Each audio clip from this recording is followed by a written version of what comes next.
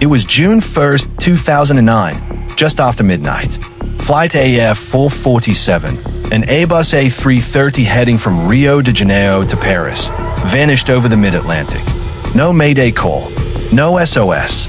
4 minutes later, it fell from the sky, and 228 people lost their lives. But it wasn't a bomb. It wasn't a mid-air collision.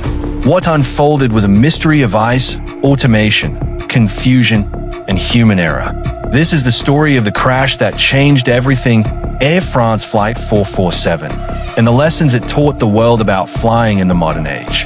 Flight AF 447 departed Rio's Galeão Airport on May 31st, 2009 at 22:29 local time. Fatigue was already a concern. The Airbus A330 was scheduled for a long-haul night flight, and its three-man crew worked under strict sleep regulations. Captain Marc Dubois, aged 58, was a veteran pilot with over 11,000 flight hours. He planned to rest midway through the flight.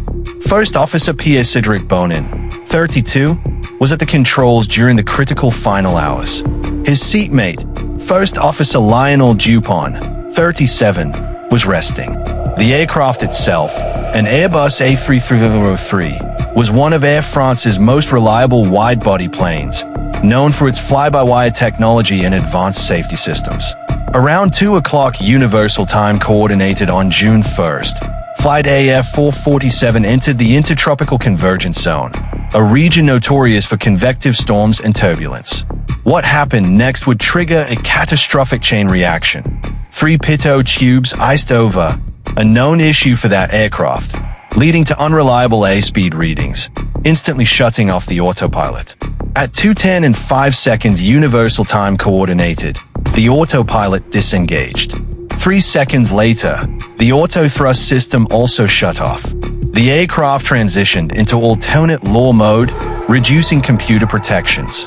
First Officer Bonin, surprised by the autopilot disengagement, tried to steady the aircraft. He overcorrected for turbulence, and the plane entered pitch oscillations, alternating climbs and descents. At 2:10 and 34 seconds Universal Time Coordinated, the airspeed jumped to 223 knots on left-side instruments, an incorrect reading caused by frozen sensors. Instead of easing the nose downward to recover speed, Bonin held the stick back, pushing the nose higher, leading to a high-altitude aerodynamic stall. And when Captain Dubois hurried back a minute later, he saw a horrifying situation. The aircraft was at a 16 degrees nose-up attitude, losing lift. In alternate law, stall protections had dropped away. That meant pulling back on the stick was permitted, even though it made the stall wise. Between 2 hours 11 minutes and 10 seconds to 2:14 and 28 seconds Universal Time Coordinated, the plane reached a 30 degrees angle of attack, with engines at full thrust, but never recovered. At its peak, the aircraft climbed to 38,000 feet, then entered a dive descending at nearly 11,000 feet per minute, more than 10 times a normal descent rate. The stall warning screeched. Alarms filled the cockpit. Stall. Pull up. Autopilot off. Still, the nose remained high. The plane was stalled, and the pilots didn't push the stick forward. 4 minutes and 23 seconds after trouble began, AF 447 crashed into the Atlantic, traveling over 10,000 feet per minute at just 152 knots. Shockingly, no distress call or mayday came from AF 447. The aircraft disappeared from radar near 2:14 Universal Time Coordinated. The region was deep water, about 3,900 meters down. In the next week, search teams found only wreckage and bodies, no black boxes. It wasn't until May 2011, 2 years later, that remote submarines finally retrieved the cockpit voice and data recorders. Once the black boxes were examined, investigators made a chilling discovery. The pilots knew something was wrong, but couldn't recover. The Pitot tube icing caused unreliable speed readings. The automation systems disengaged. No warning on board explained why. Stall protections lost.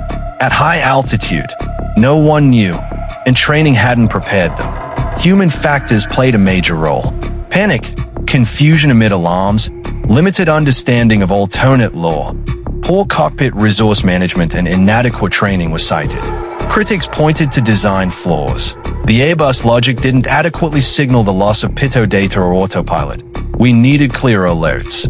The BEA's final report in July 2012 blamed a mix of technical failure and human error. In 2019, French prosecutors even recommended charges of manslaughter and negligence against Air France and Airbus, alleging they ignored known Pitot issues. Although charges were eventually dropped, the debate spurred new regulations, better Pitot designs, smarter automation logic, and revised pilot training focused on high-altitude stalls and alternate law recovery. Airlines now practice manual flight proficiency, training pilots to fly without automation, and new systems deliver continuous telemetry, not just recoverable black boxes.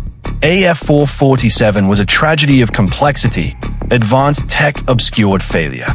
Human instinct caused confusion. Lack of clarity proved fatal. The lessons are unmistakable. Understand automation limitations. Maintain Pitot tube reliability.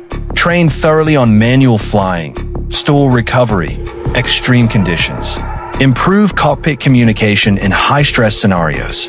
Because when technology falters, the human pilot must still be our last defense. Air France Flight 447 changed aviation forever. It taught us that technology is only as good as the humans controlling it, and that complacency in the cockpit can lead to disaster. But it also brought change, better safety, smarter systems, more resilient training. If you learned something today, hit that like button and subscribe for more in-depth crash investigations and aviation mysteries. Fly safe, and remember, in the sky, vigilance is everything.